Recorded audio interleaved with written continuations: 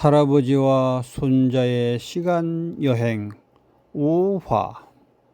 시간의 연금술.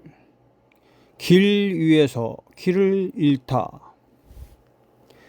카이로스와 크로노스의 갈림길. 새벽 안개가 자욱한 Y자형 갈림길. 한쪽은 직선으로 뻗은 아스팔트 고속도로, 다른 쪽은 나무 뿌리가 얽힌 구불구불한 흙길. 인생, 그것은 시간이라는 캔버스 위에 그려지는 선택의 드로잉입니다. 우리는 매 순간 두 신 앞에 섭니다. 직선 길 위로 시계 초침이 미친 듯이 돌아가는 애니메이션. 하나는 크로노스의 길, 모든 것을 흐르게 하는 객관적이고 정량적인 시계처럼 흘러가는 물리적 시간을 의미하는 시간의 신이죠. 효율과 속도를 숭배하며 빛의 속도로 목적지에 도달하라 명합니다. 시속 100km. 우리는 묻지 않습니다. 어디로? 오직 언제만을 묻습니다. 흙길 위로 태양과 달이 느리게 움직이는 애니메이션. 다른 하나는 카이로스의 길. 주관적이고 질적인 결정적인 순간을 의미하는 시간의 신입니다. 좁고 구불구불하며 멈춰 서기를 권유합니다. 사람들은 이 길을 잃는 길이라 부르며 외면합니다. 그들은 모릅니다.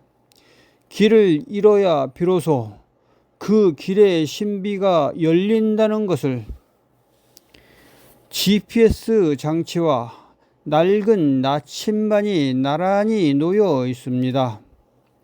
GPS는 직선, 나침반은 나선형을 가리킨다.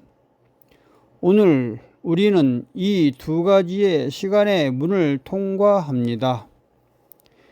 데이터가 이끄는 길과 기억이 이끄는 길. 누가 먼저 도착할까요? 아니, 더 중요한 질문은 누가 더 많은 존재를 만나 더 많은 자기 자신을 수확할까요? 제5화. 시간의 연금술. 길 위에서 길을 잃다. 두 갈래 길이 별의 궤적처럼 빛난다. 제1부. 시간의 역설. 세 가지 존재 방식. 새벽 햇살이 세 개의 그림자를 드리우고 있다. 2025년 늦가을, 한 가족이 시간의 순례를 떠납니다. 120km의 목적지. 하지만 이 거리는 할아버지, 엄마, 민준이 세 사람에게 세 개의 다른 우주가 될 것입니다. 76세의 할아버지. 그에게 시간은 거대한 강물입니다. 느리게 흐르며 모든 것을 포용합니다. 그는 카이로스의 시계죠. 42세 민준이 엄마. 그녀에게 시간은 날카로운 화살입니다. 목표를 향해 오직 빠르게 정확하게 쏘아져야 합니다. 그녀는 크로노스에 충실한 신자입니다. 그리고 14세의 민준. 그에게 시간은 아직 정의되지 않는 물음표입니다. 질문 속에서만 존재하죠. 엄마가 스마트폰에 GPS를 킵니다. 직선 루트로 갈 것입니다. 엄마의 신념, 효율과 속도, 내비게이션은 단언합니다. 1시간 14분 고속도로 경유, 완벽한 데이터, 8시 출발, 9시 15분 도착. 그녀의 인생은 이렇게 오차 없는 데이터로 건축되었습니다. 할아버지가 낡은 종이 지도를 펼칩니다. 지도에 구겨진 주름이 시간의 흔적처럼 보입니다. 할아버지의 신념, 발견과 존재.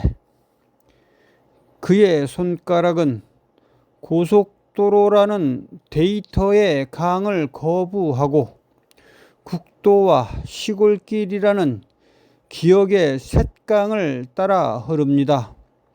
엄마가 묻습니다. 아버지, 2시간 반 걸려요. 할아버지는 답합니다. 그래, 2시간 반 동안 세상을 더 만나자. 민준이가 두 어른 사이에서 갈등을 합니다. 그의 머리 위에 물음표가 떠오릅니다. 소년의 갈등은 현대인의 갈등과 같습니다. 지루하지만 빠른 안전한 길인가? 느리지만 흥미로운 미지의 길인가? 결국 엄마의 한마디가 선택을 결정합니다. 민준아, 엄마랑 가자. 할아버지는 너무 느려. 느림은 때로 외면의 이유가 됩니다. 두 대의 차가 집을 떠나 서로 다른 방향으로 나뉘어 출발합니다. 오전 8시 두 대의 차는 같은 물리적 목적지를 향해 떠났지만 존재론적 목적지는 달랐습니다.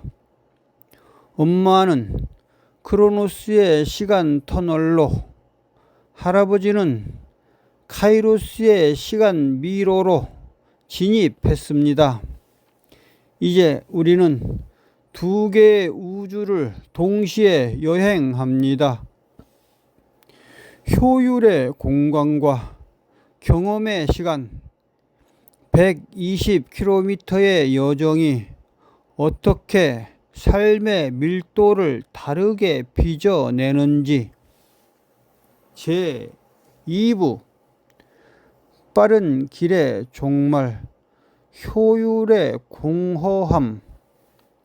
엄마의 차가 고속도로 톨게이트를 통과합니다. 오전 8시 7분 크로노스의 시간 터널 진입, 시속 100km. 모든 차들은 시스템의 부속품처럼 일정한 속도로 움직입니다. 경쟁의 미덕만이 존재하는 공간이죠. 차 내부, 엄마는 운전대와 GPS에 집중하고 민준이는 핸드폰에만 집중하는 모습. 가운데 사이에는 장막이 쳐져 있고 차 안은 무언의 방입니다. 엄마는 목표 달성이라는 명상에 빠져 전방만 응시합니다. 민주는 디지털 세계라는 또 다른 터널에 갇혀 있습니다. 그들은 함께 있음이라는 물리적 상태 속에 있지만 존재의 연결은 거부하고 있습니다. 차창밖 풍경이 흐릿한 잔상으로만 보입니다. 색깔이 없고 형태만이 존재합니다. 시속 100km는 풍경의 살해자입니다. 모든 것이 추상적인 선으로 변모합니다. 나무는 녹색의 얼룩이 되고 집은 네모난 기호가 되며 사람은 점이 됩니다. 이것이 속도의 비극입니다. 빨리 가는 대가로 우리는 관찰이라는 존재의 권리를 포기합니다. 똑같은 방음벽, 똑같은 표지판이 연속으로 지나가는 패턴의 반복이랄까. 20km, 40km, 60km 숫자의 증가만이 우리의 여정임을 증명합니다. 한국의 고속도로는 균질성의 왕국입니다. 서울에서 부산까지 모든 것이 같도록 설계된 무한 반복의 캔버스죠. 엄마가 휴게소 진입하는데 시계를 보고 망설이다 다시 출발합니다. 오전 8시 45분 효율의 계단인 휴게소. 엄마는 3분이라는 시간에 죄를 씻고 싶지 않아 커피라는 위로를 거절합니다. 전략된 시간 속에는 잃어버린 경험이라는 공백이 남습니다. 목적지 근처 표지판, 5km 남음이라는 글씨가 승리의 깃발처럼 보입니다. 오전 9시 12분, 예정보다 3분 빠른 도착. 내비게이션은 완벽한 시간 관리를 축하합니다. 엄마는 승리자의 미소를 짓습니다. 하지만 민준의 머릿속은 1시간의 무로 가득 차 있습니다. 단 하나의 이야기도 포획되지 않은 1시간. 산소 입구에 도착했는데 어찌 텅 빈 풍경에 바람 소리만 들립니다. 오전 9시 15분 도착. 빨리 왔으나 할 일은 없습니다. 그들은 기다림이라는 형벌에 직면합니다. 9시 30분, 10시. 시간의 속도는 갑자기 느려집니다. 엄마는 지루한 표정이고 민주는 핸드폰만 본다. 이것이 크로노스의 역설입니다. 의미 없는 시간은 빨리 가고 의미를 기다리는 시간은 느리게 흐릅니다. 시간을 전략했지만 결국 가장 많은 시간을 낭비하는 아이러니, 효율은 공허함을 낳습니다. 제3부 느린 길의 신비, 카이로스의 선물. 할아버지의 봉고차가 국도를 천천히 달립니다. 자연의 색깔이 선명하게 드러납니다. 같은 시각 오전 8시 7분 할아버지는 카이로스의 미로로 들어섰습니다. 시속 60km. 이 속도는 세상을 관찰할 수 있는 마법의 속도입니다. 더 이상 모든 것이 추상화가 아닙니다. 모든 것이 구체적인 삶입니다. 차창 밖으로 농부들이 보이고 빨래 넣는 아주머니, 학교 가는 아이들, 생명력이 넘쳐 흐릅니다. 저들은 배경이 아닙니다. 저들은 이야기입니다. 할아버지의 눈은 삶이라는 텍스트를 읽기 시작합니다. 첫 번째 연금술, 30년의 재회. 5일장 입구, 고춧가루 냄새, 생선 비린내가 코를 자극합니다. 오전 8시 30분, 계획의 파괴자인 5일장이 할아버지를 멈춰 세웁니다. 10분만 이라는 주문은 언제나 영원의 순간으로 변하죠. 떡집 할머니와 할아버지의 운명적인 눈맞춤, 그리고 3초의 침묵, 기적이 일어납니다. 시간의 좌표를 잃어버렸던 두 존재의 재회, 30년 만에 만난 이웃. 떡집 할머니는 할아버지에게 시간의 다리를 건네줍니다. 어머, 이게 누구야? 30년 만이네. 할아버지는 송편을 삽니다.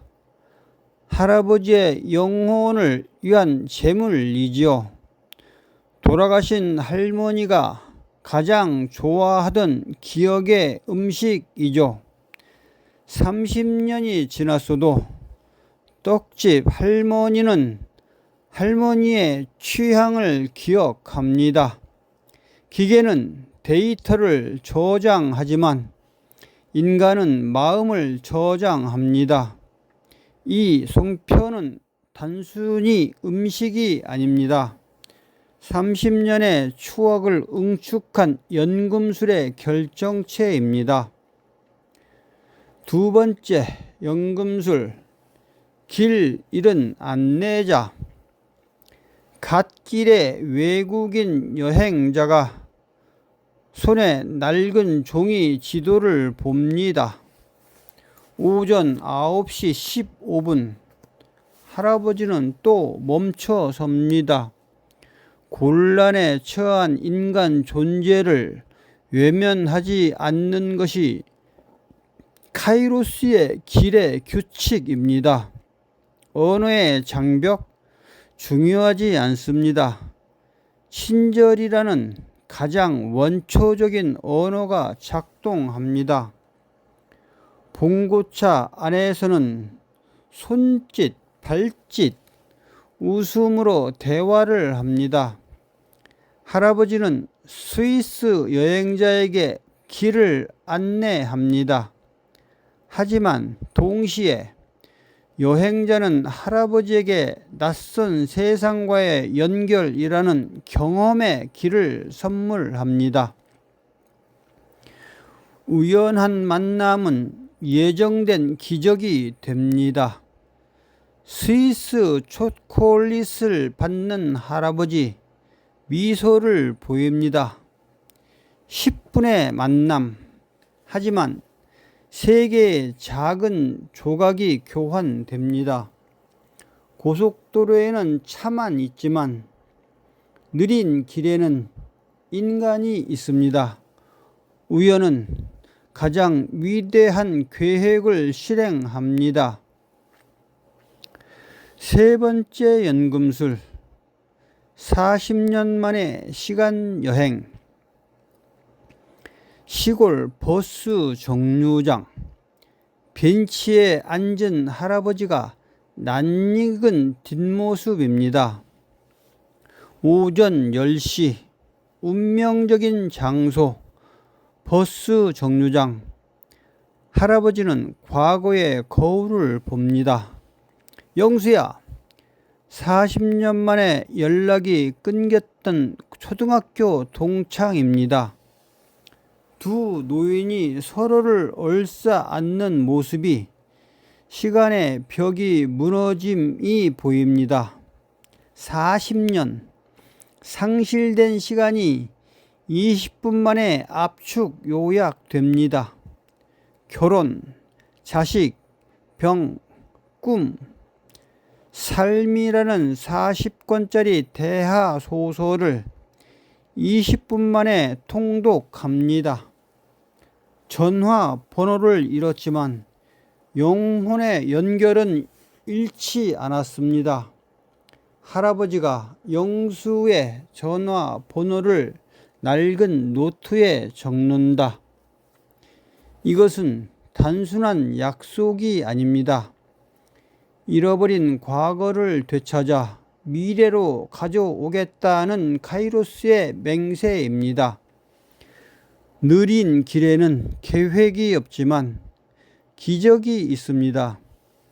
길을 잃었기에 40년의 시간을 되찾았습니다.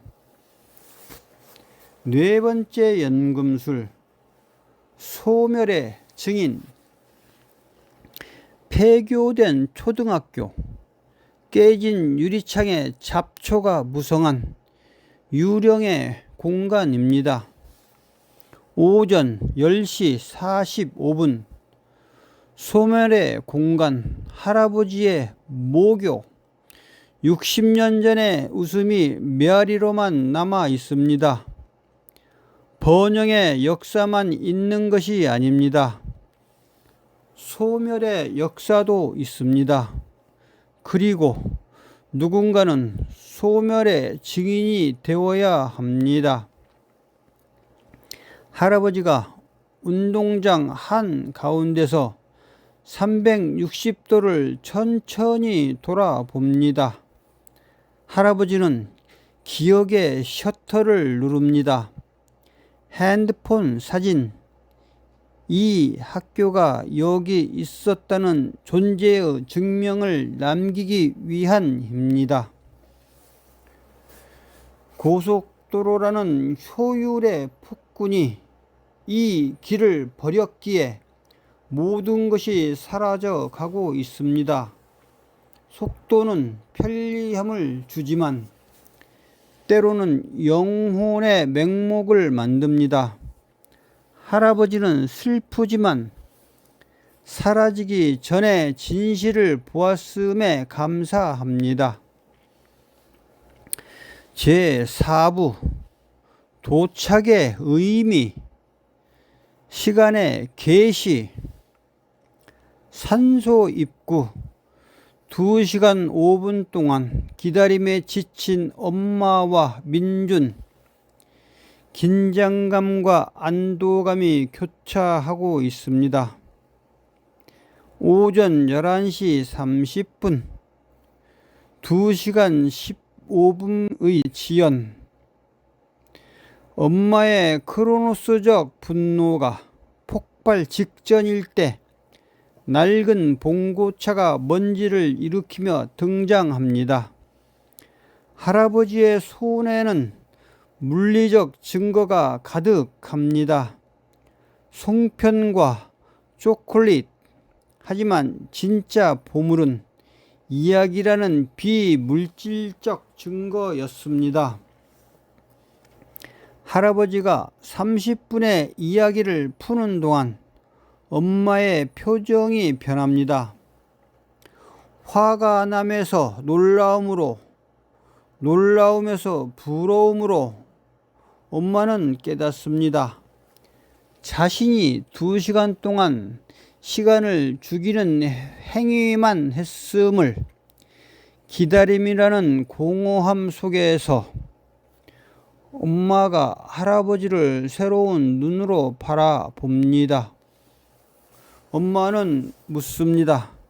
아버지, 왜 그 길로 가셨어요? 할아버지는 시간의 철학자처럼 답합니다. 빠른 길은 목적지로 가고 느린 길은 인생살이 삶으로 가거든. 할아버지가 송편을 할머니 산소 앞에 놓고 있습니다. 할아버지는 단순히 음식을 놓는 것이 아닙니다. 30년의 따뜻한 기억을 할머니의 영혼에게 전달한 것입니다. 추억은 시간을 초월하는 에너지입니다. 세 사람이 산소 앞에 앉아 느리게 가는 시간을 공유합니다. 함께 있음이라는 카이로스의 축복. 시간이 느리게 흐를 때 비로소 존재의 밀도가 채워집니다. 의미 있는 시간은 느리게 흐릅니다. 엄마가 말합니다. 아버지, 돌아갈 때는 아버지 길로 가요. 오늘은 제가 시간이 많아요. 크로노스의 신자가 카이로스의 길을 선택하는 순간입니다. 민준이의 환한 미소를 띄웁니다. 두 세계가 연결되는 순간이죠. 소녀는 환호합니다. 그는 이제 느린 길의 마법을 경험할 것입니다. 그리고 무엇보다 엄마와 할아버지가 시간을 공유하는 법을 배울 것입니다. 제5부 귀갓길 새 세대의 화음. 오후 1시 귀갓길. 세 사람이 차를 국도로 달립니다. 새 세대의 화음이 시작됩니다. 할아버지는 가이드, 엄마는 관찰자, 민준이는 기록자가 됩니다. 이것이 진짜 여행의 시작입니다. 첫 번째 정차 5일장. 떡집 할머니와 인사도 합니다. 의미 있는 시간은 효율을 거부합니다. 30분의 정차가 1시간이 됩니다. 아무도 시계를 보지 않습니다. 시간의 주권을 되찾았기 때문입니다. 두 번째 정차, 폐교. 폐교 앞에서 세 사람이 함께 서서 사진을 찍습니다. 민준이는 운동장을 뛰어다닙니다. 엄마는 사진을 찍습니다. 아들과 아버지가 시간을 초월하여 함께 있는 증거. 이 사진은 60년 후의 민준에게 보내는 가장 소중한 편지가 될 것입니다. 세 번째 정차, 느림의 미학이 있는 시골 식당. 된장찌개의 맛은 30년의 역사를 담고 있습니다. 30분의 식사가 1시간의 대화가 됩니다. 함께 느리게 가는 것이 가장 멀리 가는 길임을 깨닫습니다. 세 세대가 하나의 노래를 부릅니다. 박자는 틀리지만 마음의 주파수는 완벽하게 맞습니다. 단절되었던 시간의 끈이 하나의 음악으로 이어집니다. 오후 6시 황금빛 석양에 물들은 해질녘에 저집에 도착합니다. 5시간의 여정은 고속도로의 3시간보다 2시간을 더 썼습니다. 하지만 그 2시간은 1년치의 추억이라는 금으로 변환되었습니다. 세 사람이 함께 집으로 들어갑니다. 엄마의 약속. 다음에도 느린 길로 가자. 할아버지는 두 사람의 손을 잡습니다. 빠름보다 중요한 것은 함께 있음임을, 도착보다 중요한 것은 여정에서 얻는 존재의 밀도임을. 마지막 엔딩. 시간의 연금술. 길을 잃는다는 것. 두 갈래 길이 다시 등장. 이제는 빛이 두 길 모두를 비춥니다. 우리 앞에는 늘 두 개의 길이 놓여 있습니다. 크로노스의 길은 우리를 결과로 이끌지만 카이로스의 길은 우리를 과정으로 이끕니다. 고속도로와 옛 길이 나선형으로 엮이는 모습, 길을 잃는다는 것, 그것은 계획의 붕괴가 아닙니다. 그것은 발견의 시작입니다.